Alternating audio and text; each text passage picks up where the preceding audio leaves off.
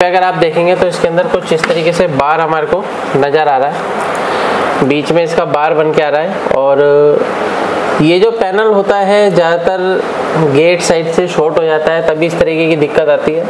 Hello दोस्तों, refix India के YouTube channel पे आपका फिर से स्वागत है। तो दोस्तों आज की वीडियो में हम बात करेंगे, हमारे पास पैनल है जो कि पांडा कंपनी का पैनल है।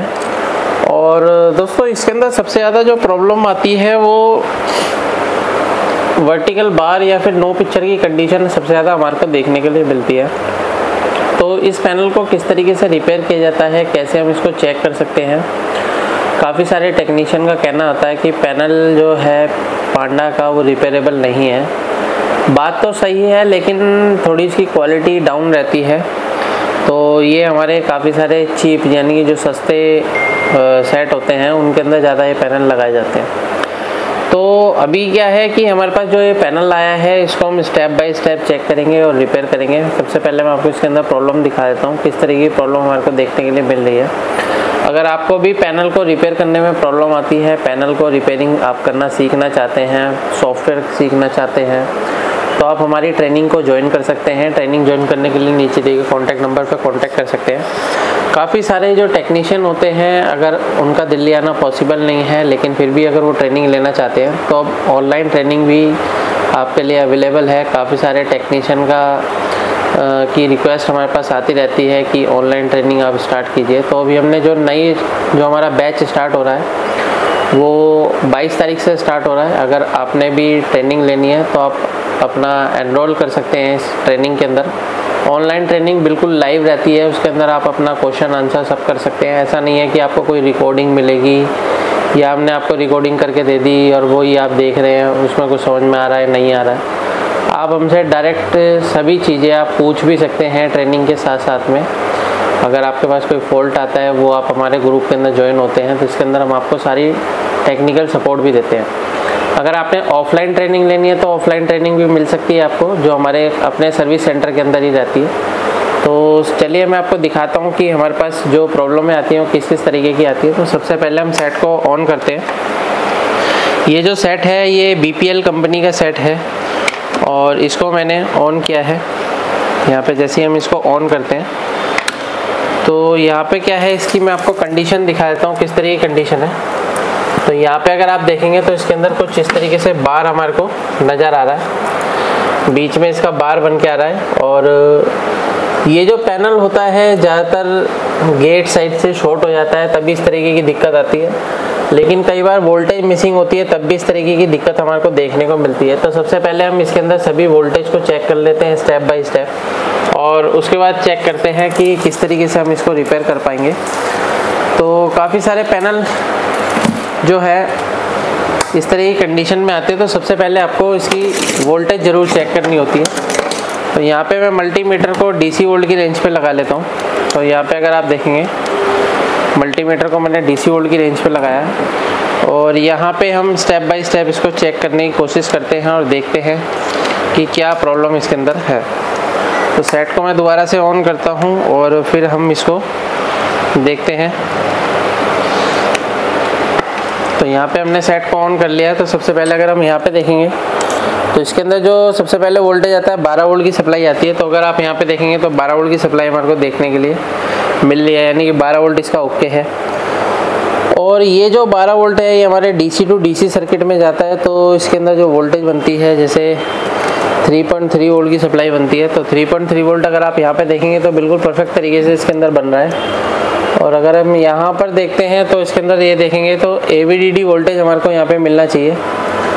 तो AVDD वोल्टेज हमारे को बिल्कुल परफेक्ट तरीके से मिल रहा है, यानी कि AVDD इसका बिल्कुल ओके है।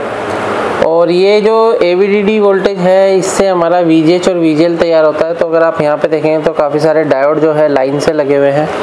तो इसके अंदर अगर हम देखेंगे तो ये हमारे को VGH वोल्टेज मिल रहा है और यहाँ पे भी हमारा VGH है, यानी कि ये पूरा सर्किट हमारा VGH बनाने के लिए लगा हुआ है। और यहाँ पे अगर हम देखेंगे तो हमारे को जो वोल्टेज मिल रहा है वो VGL वोल्टेज, यानी कि -5-6 वोल्ट के अराउंड हमारे को यहाँ पे वोल्टेज, यानी कि 5.9 मतलब 6 वोल्ट के अराउंड हमारे को यहाँ पे VGL वोल्टेज मिल रहा है। तो VGL वोल्टेज जो है हमारा बिल्कुल परफेक्ट है और ये VGH भी हमारा बिल्कुल परफेक्ट है, इसके अंदर कोई भी वेरिएशन जो है नहीं मिल रही है। तो देखिए इसके अंदर क्या है कि अगर आप यहाँ पे देखेंगे तो ये हमारी टीकॉन IC लगी हुई है और यहाँ पे हमारी जो है रोम IC लगी हुई है, हमारी DC to DC सर्किट इसके अंदर लगा हुआ है। तो अलग अलग ICयाँ इसके अंदर हैं। तो IC का आप देखिए वर्किंग क्या होता है कि सभी IC का अलग अलग काम रहता है। गामा IC का अपना काम रहता है, लेवल शिफ्टर का अपना काम रहता है। तो अभी क्या है कि हमारे को वोल्टेज तो सारी इसके अंदर ओके मिल रही है, बिल्कुल स्टेबल है सभी वोल्टेज।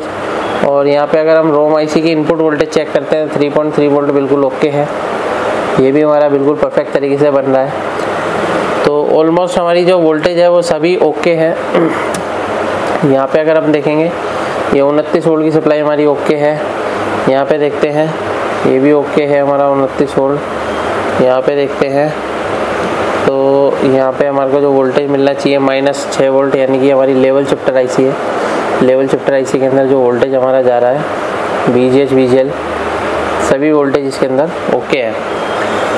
तो अब देखिए क्या होता है कि अगर हमारी सभी वोल्टेज ओके हैं तो हमारे को एक एक करके FFC रिमूव करके चेक करना है। तो यहाँ पे मैं सेट को ऑफ करता हूँ। वोल्टेज हमारी ओके होने के बावजूद भी हमारे जो पैनल है प्रॉपर तरीके से अगर काम नहीं कर रहा है तो हम क्या काम करते हैं, यहाँ से एक FFC को निकालते हैं और सबसे पहले हम राइट साइड से निकाल के चेक करते हैं। तो यहाँ पे अगर हम देखेंगे अगर कोई भी हमारे को मॉइस्चर वगैरह मिलता है तो क्लीन कर लेते हैं। तो सेट को ऑन करते हैं और देखते हैं कि हमारी जो हाफ पिक्चर है वो बिल्कुल परफेक्ट तरीके से हमारे को मिलनी चाहिए। तो यहाँ पे हम सेट को ऑन कर लेते हैं और यहाँ पे अगर हम देखते हैं तो सेम कंडीशन हमारे को मिल रही है, यानी कि जो इसकी हाफ पिक्चर है उसके अंदर नो पिक्चर हो गया है और हाफ में अगर आप देखेंगे तो यहाँ पे हमारे को एक बार नज़र आ रहा है। तो इसको क्या काम करते हैं, हम एक साइड से लगाते हैं और दूसरी साइड से निकालते हैं इसके FFC को। तो इसको मैं वापस से लगा देता हूँ और इसको निकाल के फिर से हम चेक करेंगे क्या कंडीशन हमारे को मिल रही है। तो इसको मैं यहाँ से रिमूव करता हूँ। अभी सेट को ऑन करते हैं और यहाँ पे दोबारा से स्टार्ट करते हैं। तो ये हमारा सेट स्टार्ट हो गया है। तो अगर हम इसके अंदर देखेंगे तो इसके अंदर जो हाफ पिक्चर अगर आप देखेंगे तो इसके अंदर हाफ जो इसके अंदर पिक्चर है वो बन गई है। तो पहले हम इसको थोड़ा सा स्टार्ट होने देते हैं और थोड़ा सा देखते हैं कि भाई क्या इसके अंदर कंडीशन है, क्योंकि ज़रूरी नहीं है, क्योंकि आधी पिक्चर अभी हमारे को दिखाई दे रही है, बाकी पूरा ब्लैंक है। तो जब तक ये हमारा प्रॉपर तरीके से स्टार्ट नहीं हो जाता तब तक हमें पता नहीं लग पाएगा।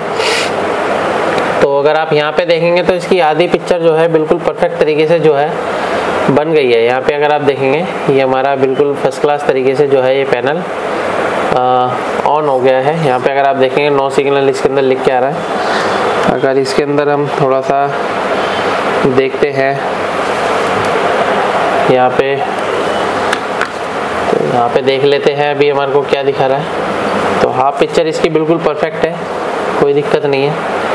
लेकिन जैसे ही मैं ये वाला FFC लगाता हूँ तो इसके अंदर जो पिक्चर है अगर हम देखते हैं क्या हो जाता है इसके अंदर। तो यहाँ पे क्या है कि इसको हम दोबारा से ऑन करेंगे।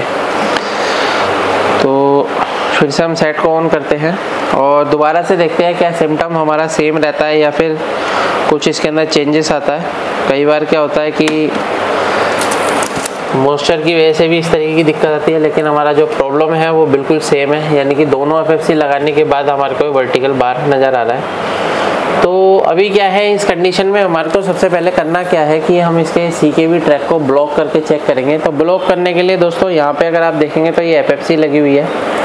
तो इसके दो रास्ते होते हैं, तो हम CKV ट्रैक को कट भी कर सकते हैं या फिर हम CKV ट्रैक को ब्लॉक भी कर सकते हैं। तो ब्लॉक करने का ऑप्शन अगर हमारे पास है तो हम ब्लॉक करके चेक करेंगे। अगर किसी पैनल के अंदर क्या होता है PCB में सब कुछ होता है, टीकॉन नहीं होता है, तो हमारे को कटिंग करनी पड़ती है।